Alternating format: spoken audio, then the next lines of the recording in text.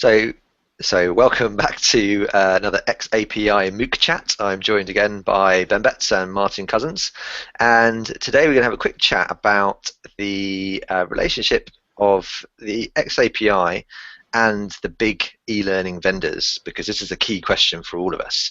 So, Martin, I believe you have an important question to ask. I do, thank you, Sam. So, Ben, picture this. I need to prove the impact of my learning function and what we're doing. I know that technology can really help me do that, and I know that xAPI is really a big part of that. So I go to my vendor, who I may be locked in with for a few years, doing the LMS or whatever they're doing. What can I expect them to say to me, and what do I do about what they might tell me? So it's a great question, Martin. And what I hope your vendor should be saying to you at that point is, fantastic, what a great opportunity to do more, to go further, to really start proving the impact of my wares and services. I'm not convinced that will always be the case. I've seen examples of a mutual client of mine going to another vendor and saying, hey, I want to look at xAPI for our next LMS iteration or for the next upgrade, or even when procuring a new LMS, and get rebuffed and say, hey, it's not that important, it's not quite there yet, I think it's a bit early to be looking at xAPI. And frankly, that is bullshit. You know how long it takes to get an LMS type system or something like that upgraded or installed for the first time or migrated to. These are big hunking projects that aren't going away anytime soon. So if you're procuring something new or getting an upgrade or looking at the roadmap for something, then you know that all of this takes ages to implement, years. The xAPI might not be the be-all and end-all of how we track experiences. It's the best way that we have right now. New and better ways could come along, or it could evolve into something else. But the principle that you asked for there, Martin, was how can I prove impact? How can I understand what experiences are meaning for people? How can I measure what we're doing? Because that's going to be important when you're taking L&D to the table. Marketing and sales are bringing their key performance indicators. What's L&D doing? 100% of people attended courses this week. Oh, who cares? What I want to know is the impact that you're having at that point. So L&D needs to up its game. And so you're going in there with the right question. Help me up my game here, guys. They better have a response that's not, oh, it's not quite ready for it yet. Because that's actually, I don't really care how you execute it. This is the data I need in order to keep my job, to keep my team, to prove the efficacy of my department and what I bring here. I'd better to be able to prove or measure or show impact in some way. So if a vendor's going to come back to you and say, it ain't ready yet, then you're going to have to go back to them and say, okay, well, what else have you got? Because this is a requirement right now. Your requirement isn't necessarily xAPI. Your requirement is that learning can demonstrate its place in the business, its value to the business. That's an ongoing requirement for everyone. xAPI is a tool. It's an open tool that you can use to do that. So if they've got something better, then bring it on. Okay. Sorry, just quickly say. So the vendors aren't actually, these vendors, and I'm not going to name names, but the biggest, we're talking about the biggest kind of LMS vendors generally, aren't we? They're not here to defend themselves and put their case. I've spoken to a few of them on the conference floor in the past couple of years and mentioned it, and they will say that, they may say, it's not really at that stage where we feel it's ready, it's a solid proposition and we can offer our huge customer base, but they'll also say there's not that much demand for it from our customers either. So what would you say to that? Well, I'd say that's interesting. There's a number of companies, my own included, that base almost all of our work off demand that's there. So I think there is a latent demand for it. I think it's a new technology and there's adoption there. But I think I'd go back to my original question, say there is huge demand for relating learning to performance. There is enormous demand for things that support 70-20-10. There is a huge latent demand there that people are asking for how do we prove our impact. So xAPI is a tool, and not that many people may realize that that is a tool they could bring to bear to help them in these circumstances. You look at open source platforms. Tatara just brought out social Tatara and things like that. So there's no doubt all of those big LMS vendors have jumped on the social bandwagon. Oh, that is that.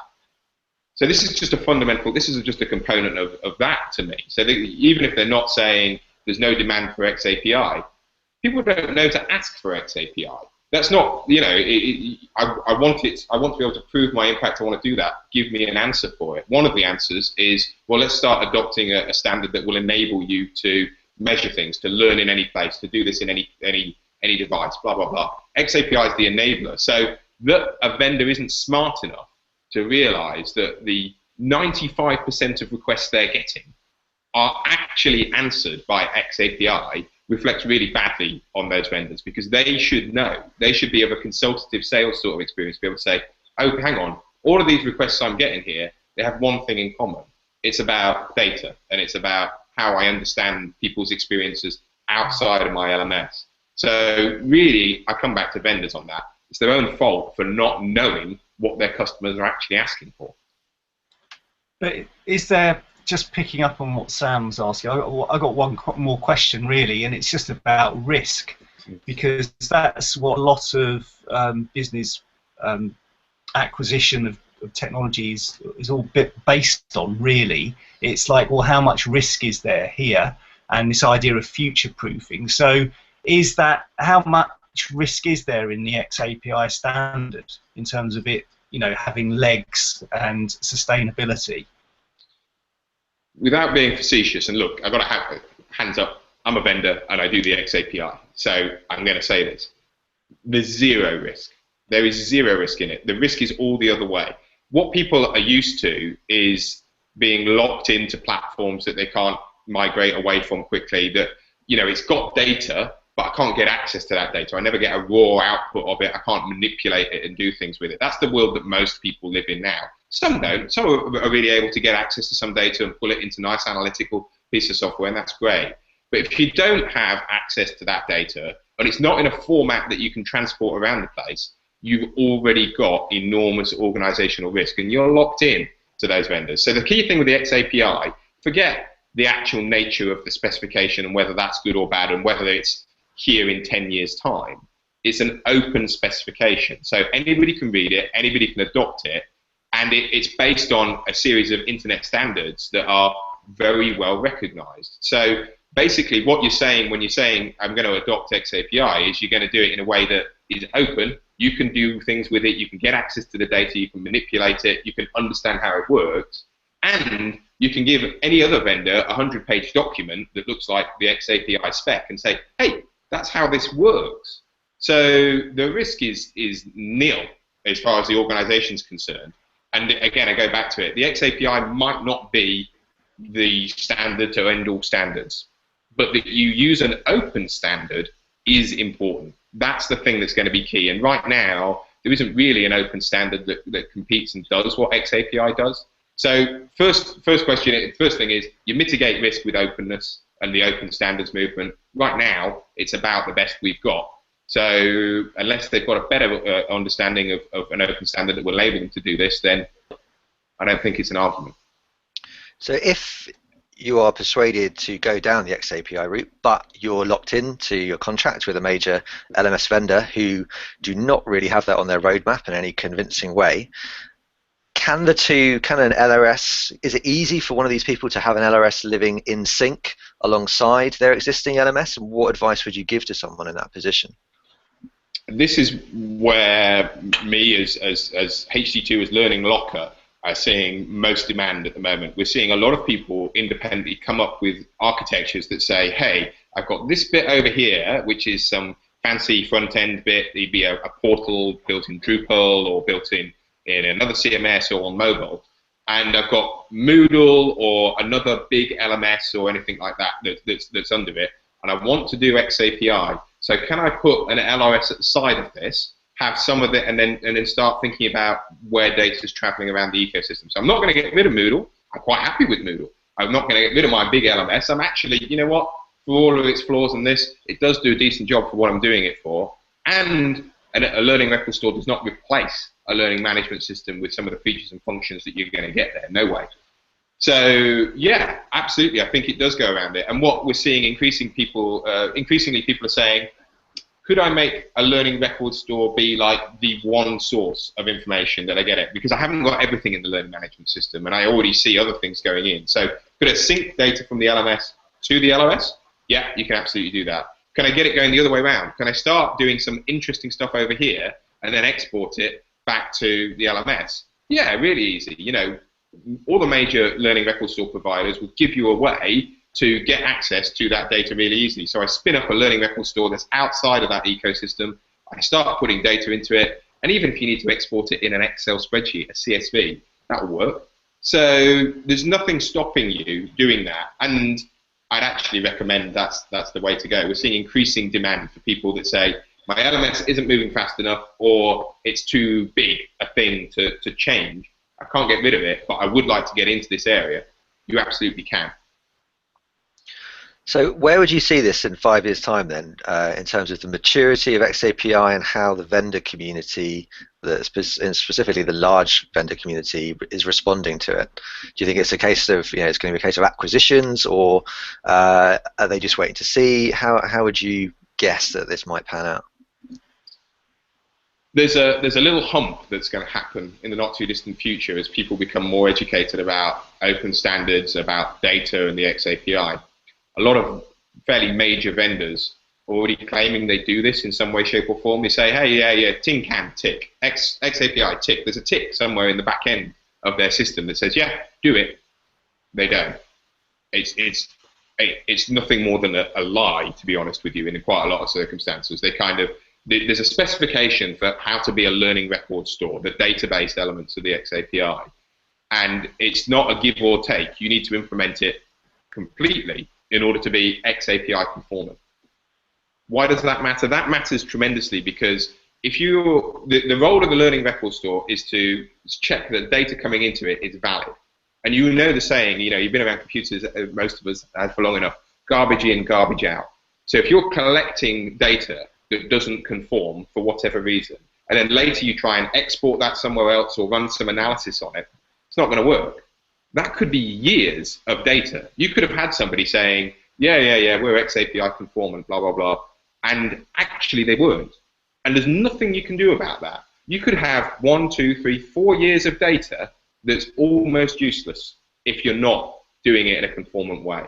So the first thing that needs to happen is that this community needs to move towards making conformant something that's badgeable, that's kind of like, there is some community movement that sort of authenticates and says, yeah, that's xAPI compliant. And at that point, customers and vendors will have something to shoot for, and customers will get some sort of idea of, okay, that's a thing that I can get to. So the first thing that needs to happen is there needs to be a global notion of what's good in this area versus people that are just kind of doing it on the side. If you don't do that, you're going to have a lot of really peed off people in a few years' time, and you're not going to be much further down the road. So we need to get over that hump first. Hopefully, then I would see, with that to aim for, you probably get a few big vendors buying others out, because it's there'll be a build or buy decision for some of these places where they're kind of like, does it fit with our stack? Does it fit with it, this and that? And they may take a few out and consolidate. You may get more and more people are building learning record stores. It's really not a trivial thing to do. It takes years and a lot of effort to get it done, but people are building them all over the place. So you'll see more learning record stores appear, more learning management systems integrating or sort of encompassing that. So there'll be some consolidation there, I would have thought.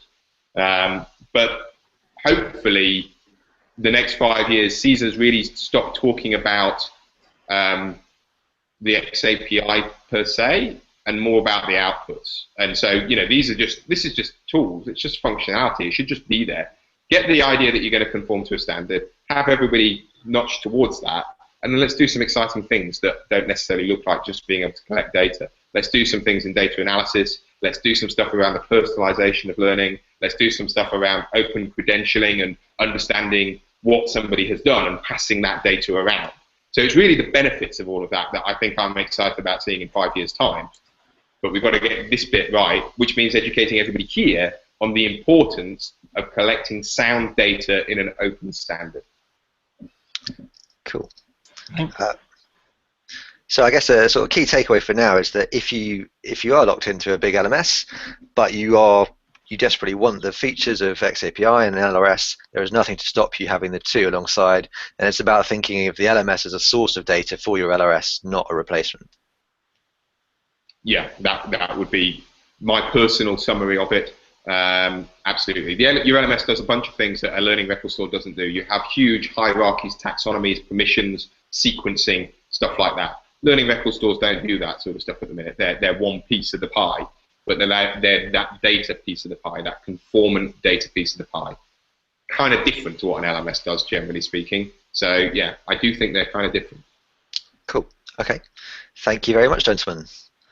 Right. Thank you.